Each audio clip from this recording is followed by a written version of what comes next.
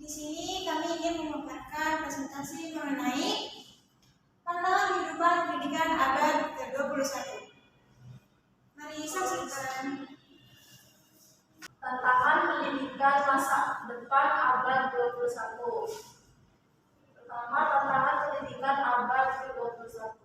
Dalam sebuah prediksi kehidupan pendidikan abad ke-21 beserta perkembangannya akan banyak mengalami perubahan cukup signifikan sehingga menimbulkan tantangan dan ketegangan tersendiri. Perkembangan kehidupan pendidikan abad 21 diprediksi mempunyai 6 ciri sebagai berikut. 1. Lokal dan global, yang kedua individual dan universal, yang ketiga ada discovery, penemuan baru, 4. Invention, ciptaan baru, yang keenam inovasi, yang kelima diskusi penyebaran bangsa.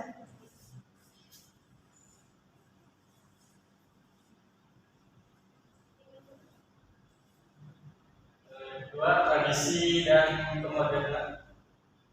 Yang kedua, tradisi dan kemodernan. Keduanya akan menjadi sumber ketegangan dalam kehidupan sosial masyarakat sebab keduanya tidak dapat dipisahkan dalam proses perubahan dunia yang serba cepat. Namun sebagai bangsa Indonesia tidak boleh melupakan tatanan yang telah terbangun atas dasar sejarah panjang sebuah perjuangan. Poin C, pertimbangan jangka panjang dan jangka pendek. Perkembangan masyarakat modern yang penuh dengan kemajuan teknologi informasi adalah hal-hal yang bersifat cepat atau instan. Dalam pelayanan secara nasional mendorong percepatan di dalam penyelesaian setiap masalah. Poin D yaitu persamaan dan persaingan. Manusia terlahir secara kodrati adalah berbeda. Dalam kehidupannya mereka menuntut persamaan hak dan menunjukkan persaingan. Kiranya konsep lifelong education atau pendidikan seumur hidup perlu dipikirkan kembali agar dapat memadukan tiga unsur. Yang pertama, persaingan yang dapat memberikan insentif. Yang kedua, kerjasama yang dapat menghasilkan kekuatan. Dan yang terakhir, solidaritas yang dapat dilakukan. Kemudian di poin E, sumber daya manusia dan pengetahuan. Perkembangan ilmu pengetahuan dan teknologi yang begitu pesat perlu disebabkan dengan peningkatan kemampuan sumber daya manusia yang lambat. Poin F, sifat material dan spiritual. Perkembangan global dan begitu dahsyat sehingga berubah tatanan nilai moral bangsa. Menurut respon cepat bangsa Indonesia untuk mengantisipasinya, pendidikan mempunyai tugas mulai mulia dalam hal ini, yaitu dengan langkah menanamkan nilai spiritual dan mendorong setiap manusia untuk bertindak sesuai nilai dan tradisi bangsa yang saling menghargai keyakinan dan pluralisme. Kedua, prinsip kehidupan pendidikan abad 21. Dunia seolah tidak terbatas lagi oleh jarak dan waktu. Globalisasi sebagai proses menghasilkan dunia tunggal. Tersirat makna bahwa kehidupan manusia saling bergantung satu sama lain dalam segala hal termasuk pendidikan. Ki Hajar Dewantoro yang telah menanamkan nilai-nilai luhur bidang pendidikan berdasarkan prinsip pendidikan. Taman siswa dengan slogan Tuturi Handayani atau lebih lengkap yang pertama Dinarsus Sungkulodo atau bila di depan dapat memberi teladan. Yang kedua Impagio Mangukarso atau bila di tengah dapat menutup kehendak. Yang terakhir Tuturi Handayani atau bila di belakang dapat memberi semangat. Memang tujuan pendidikan dewasa ini sangat berbeda dengan tujuan pendidikan masa lampau. Namun, bila dilihat benar benarnya ada kesamaannya, yaitu menjadikan manusia sebelumnya mencerdaskan kehidupan bangsa secara pikir dan perasaan. Era modernisasi seiring berkembangnya diktek pendidikan yang hanya menghasilkan kecerdasan pikir, tidak diikuti oleh ketajaman rasa, inilah masalah masyarakat.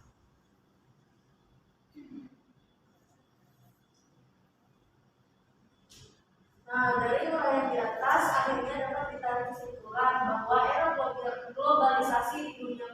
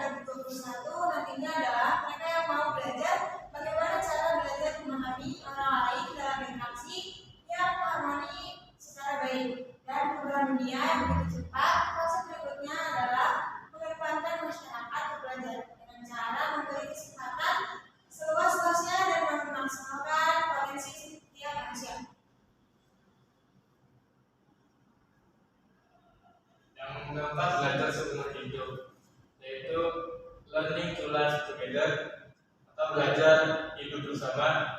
Yang kedua, learning to know atau belajar mengetahui. Yang ketiga, learning to do, belajar berbuat. Yang keempat, learning to be, menjadi diri sendiri.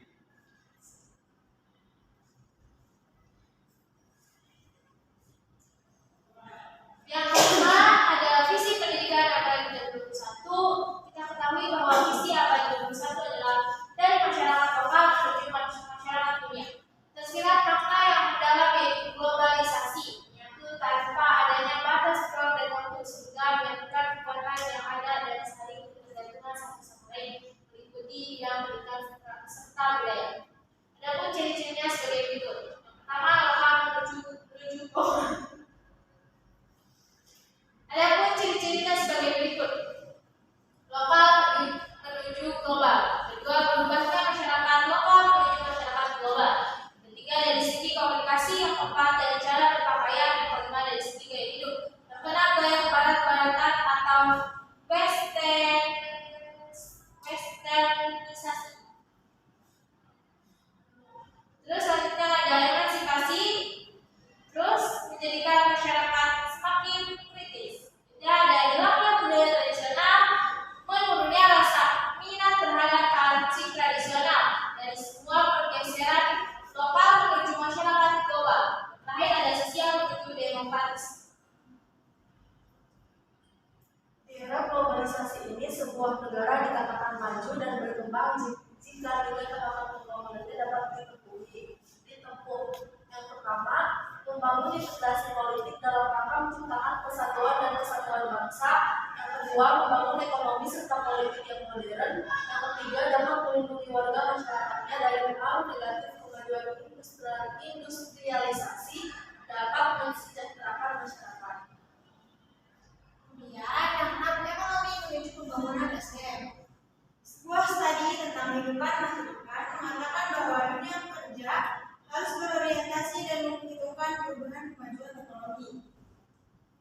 Lebih lengkapnya, segala hasil harus menjadi pertimbangan untuk dimasukkan ke dalam sebuah kebijakan pendidikan sebagai dasar untuk memperkuat pengetahuan agar menghasilkan hubungan yang baik antara kebijakan pendidikan dan pembangunan. Globalisasi akan penuh dengan berbagai persaingan yang begitu ketat dari berbagai bidang di dalamnya.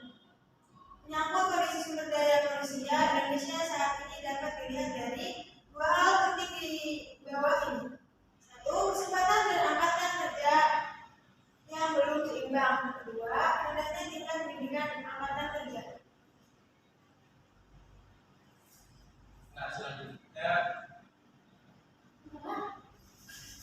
peran selanjutnya adalah memainkan sistem pendidikan di tingkat yang lebih tinggi atau universitas dengan 4 fungsi pokok.